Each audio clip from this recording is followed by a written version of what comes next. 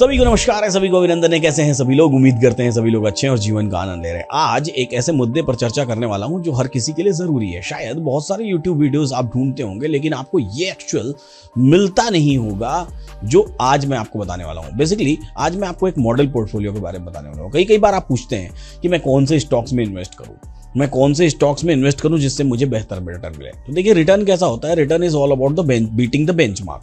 Benchmark का मतलब क्या होता है? अगर आप स्टॉक मार्केट से रिटर्न कमाना चाहते हैं तो आपको बेसिकली निफ्टी में जो आया हुआ रिटर्न है उस रिटर्न से बेहतर रिटर्न कमाना है। तो जाके आप बेंचमार्क को बीट करना इसको बोलते हैं। सारे पोर्टफोलियो, सारे म्यूचुअल फंड्स कोशिश करते हैं कि वो बेंचमार्क को बीट करें।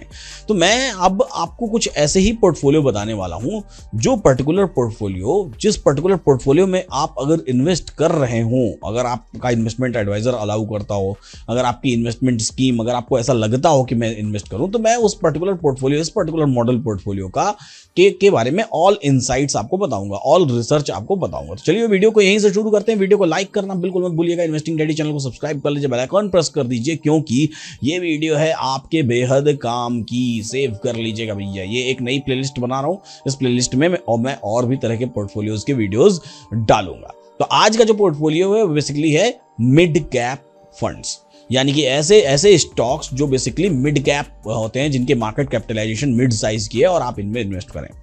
ऐसे लिस्ट ऑफ द स्टॉक्स है। मैं हर एक स्टॉक के बारे में बताऊंगा आपको, हर एक स्टॉक की मार्केट प्राइस बताऊंगा और मैं एक बेंचमार्क सेट करता हूं कि लगभग अगर आज की डेट में आप 5 लाख रुपए इन्वेस्ट करते हैं तो कितने शेयर्स आपको मिलेंगे और कितना रिटर्न आपको मिल चुका होता अगर आपने पिछले 1 साल से ऐसे किसी पोर्टफोलियो में इन्वेस्ट किया होता, या पिछले 3 साल से, या पिछले 5 साल से।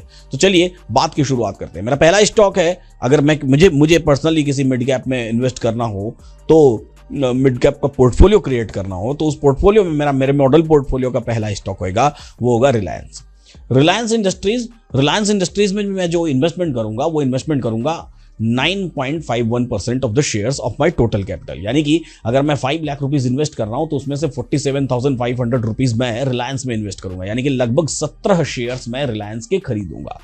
दूसरे नंबर पर आता है आईटीसी में मैं लगभग 8.81% आईटीसी में इन्वेस्ट करूंगा, जिसकी करंट मार्केट प्राइस अभी 484 रुपए के आसपास चल रही है। यानी कि मेरे 5 लाख रुपीज में से, आउट ऑफ 5 लाख रुपीज में से मैं 44,000 रुपीज आईटीसी में इन्वेस्ट करूंगा और मुझे लगभग मिलेंगे 91 शेयर्स। तीसरे नंबर पर आता है संवर्धन मदरसन सुमी, पहले यह था संवर्धन मदरसन इंटरनेशनल लिमिटेड। इसमें मैं लगभग 7.25% यानी कि 7.3% के आसपास इन्वेस्टमेंट करूंगा। इसकी करंट मार्केट प्राइस 200 रुपीज है, यानी कि मेरे आउट ऑफ 5 लाख रुपीज मैं 36,550 रुपीज इसमें इन्वेस्ट करूंगा और मेरे पास टोटल नंबर ऑफ शेयर्स आएंगे, वो आएंगे 183। इसके बाद चौथे नंबर पर आता है बजाज फाइनेंस लिमिटेड।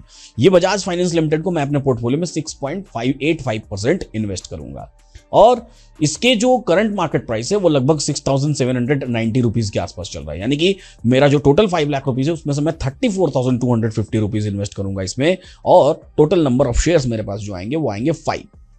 अगला शेयर जो आता है वो आता है पावर सेक्टर से अडानी पावर में मैं 6.23% इन्वेस्ट करूंगा। 600 रुपीज के आसपास सीएमपी, यानी कि 31,000 रुपीज के आसपास इसमें इन्वेस्टमेंट होगा और टोटल नंबर ऑफ शेयर्स मेरे पास आएंगे 52। अगला जो शेयर है वो है life insurance corporation of India. Life insurance corporation में मैं 4.59% इन्वेस्ट करूंगा। इसकी जो मार्केट प्राइस है वो 925 रुपीज है और इसमें लगभग मेरा पैसा जो टोटल इन्वेस्ट होगा वो 23,000 रुपीज के आसपास होगा और इसके जो नंबर ऑफ शेयर्स मुझे मिलेंगे वो मुझे मिलेंगे 25। इस तरीके से अगले स्टॉक पर चलते हैं और अगला स्टॉक है मेरा अरविंदो फार्मा में मैं 3.87% अपने टोटल पोर्टफोलियो का इन्वेस्ट करूंगा। इसकी जो मार्केट प्राइस है वो लगभग 1460 रुपीज है। टोटल 19,000 रुपीज के आसपास मेरा इन्वेस्ट होगा और इसके जो नंबर ऑफ शेयर्स मुझे मिलेंगे वो मिलेंगे 13। अगला जो शेयर है वो है एनटीपीसी लिमिटेड में 3.69% अपने पोर्टफोलियो का इन्वेस्ट करूंगा। 425 रुपीज के आसपास मार्केट प्राइस है। 18,450 रुपीज मैं टोटल इन्वेस्ट करूंगा और 43 शेयर्स के आसपास मुझे मिलेंगे। नेक्स्ट जो शेयर है वो टाटा पावर में 3.58% इन्वेस्ट करूंगा। 454 रुपीज के आसपास सीएमपी है। 17,900 रुपीज के आसपास मेरा इन्वेस्टमेंट होगा और 39 शेयर्स मिलेंगे। और आखिरी शेयर वो है ब्रिटानिया में मैं 3.4% अपने पोर्टफोलियो का इन्वेस्ट करूंगा।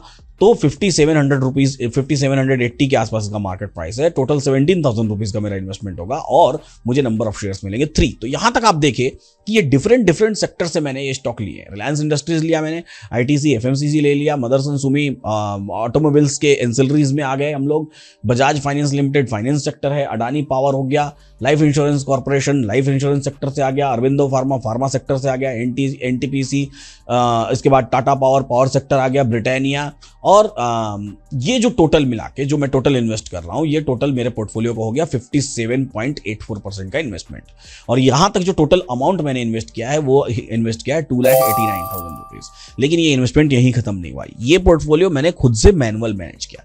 इसके अलावा अब जो बचा हुआ मेरा 42% पैसा है, वो 42% पैसा मैं किसी म्यूचुअल फंड में डालूंगा, जो म्यूचुअल फंड मिड कैप में इन्वेस्ट करता हो, जो म्यूचुअल फंड में बेसिकली मिड कैप में इन्वेस्ट करता हो। ऐसे an number of mutual funds हैं, यानी कि अपने पोर्टफोलियो का 58% पैसा मैं खुद मैनेज करूंगा और 42% पैसा मैं सेम तरह के स्टॉक्स में मिड कैप को मैनेज करने के लिए, उसकी एमसी को मैनेज करने के लिए दे दूंगा।